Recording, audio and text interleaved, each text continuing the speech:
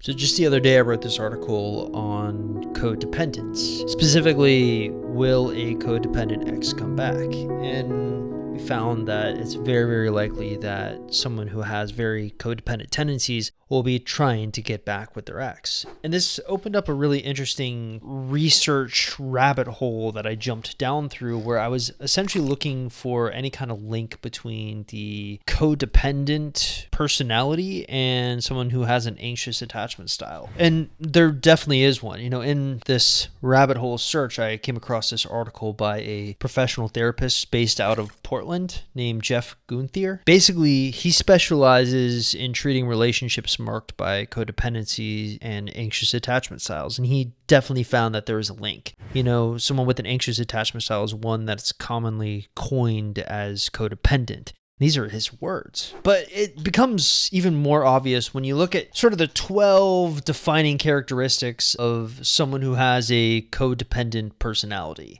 They're going to have low self-esteem, people-pleasing, caretaking, reactivity, poor boundaries, control, dependency, denial, problems with intimacy, poor communication, obsessive thinking, chronic stress or anxiety. And all of these symptoms of codependency sound very, very similar. At least a big portion of them sound very, very similar to what you kind of experience when you go and look at someone who has an anxious attachment style. But there is, in my opinion, a link, but there's a difference between someone completely codependent and someone completely anxious.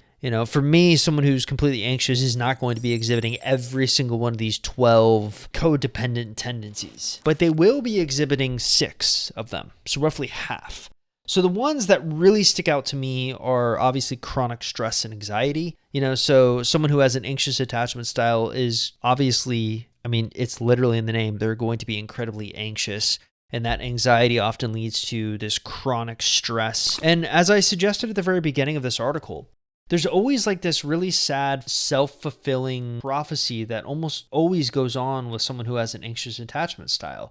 They are so desperate not to have the worst case scenario happen, but the way they act often creates a scenario for the worst case to occur. And a lot of that feeds into the anxiety that they're constantly feeling. Because if you think about it from the anxious person's perspective, their entire relationship experience has been one of potential rejection. People have left them. They're constantly stressed, they're constantly anxious, and they're constantly needing that reassurance. And that leads us into the other thing that really sticks out to me, the obsessive thinking. So anxious people, they're often obsessed about the breakups. It's no secret at this point. I talk about it in almost every single article.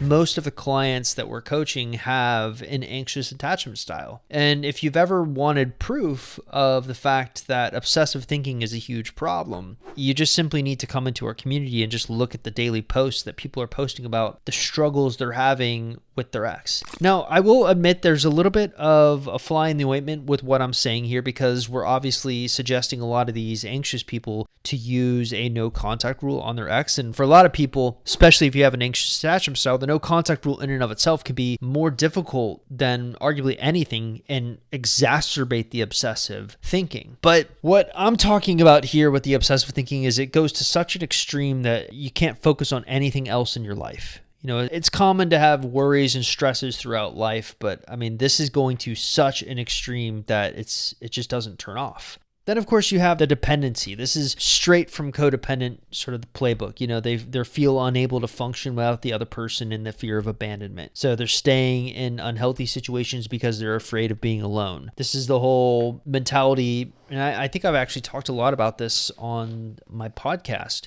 where you'll see people commonly, one of the reasons that they stay together in a relationship, even though they may arguably be unsatisfied, is this idea that they don't want the time invested to be for nothing. They would rather be unhappy in a relationship than they would be, taking a risk outside of the relationship. They're afraid of being alone.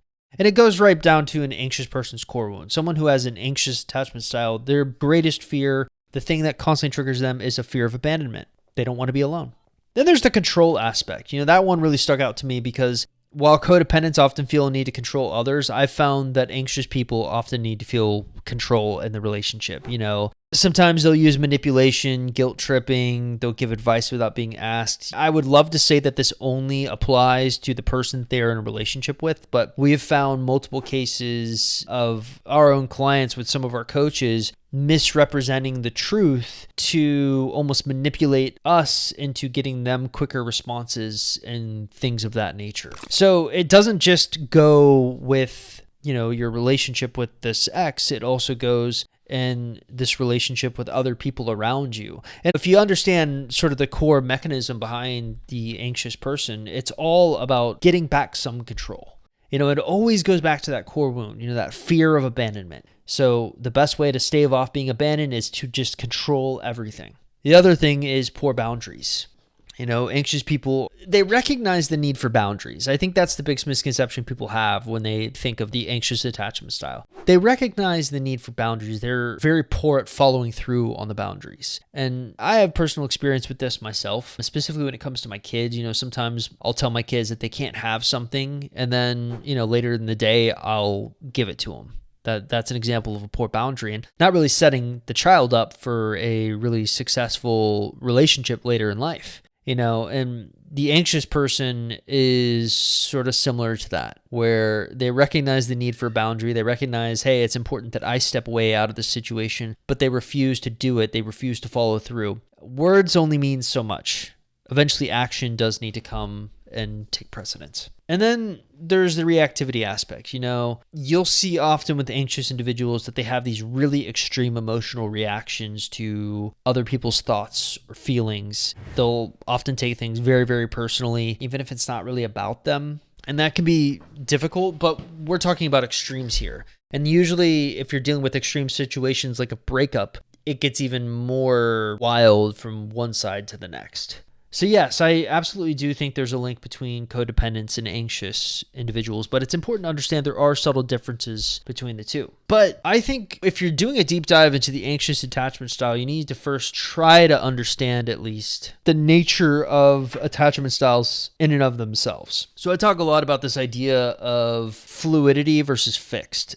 A lot of times when you meet someone who believes they have a working knowledge of attachment styles, one of the biggest misconceptions that you have to almost help them unlearn is this idea that attachment styles are fixed, that because you grew up in a difficult environment and you have an anxious attachment style, you will always be anxious. And that's simply not true. In fact, probably one of the most wild things about attachment styles, and it's actually one of the things that for me make it one of the best practices to study to help you understand why someone's doing something, is this idea that every single pairing, no matter the attachment style, no matter secure, no matter insecure, will always have this interesting chemical reaction. So that idea of using chemistry to explain, how you feel about someone is really apt. And I don't think it was a conscious decision. It's hard to figure out and go back, hundreds of years to figure out where it kind of originated from. But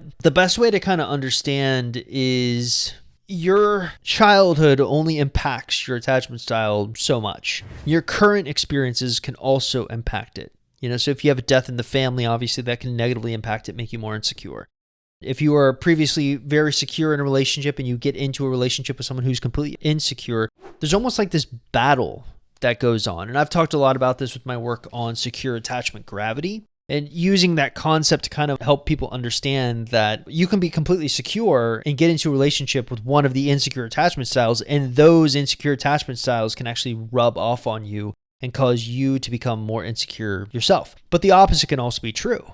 You can be completely secure and get into a relationship with someone who's insecure, and that insecure person can learn from watching how you handle issues. And so I thought it'd be really interesting to take a look at the anxious attachment style. So we've kind of already established that the anxious attachment style pushes people away. Not by design, but there's a self-fulfilling prophecy at work here. So I wanted to help you see what this battle that goes on from an attachment style perspective is if an anxious attachment style gets into a relationship with a secure person, if they get into a relationship with an avoidant person, if they get into a relationship with another anxious person, and finally, if they get into a relationship with a fearful avoidant person.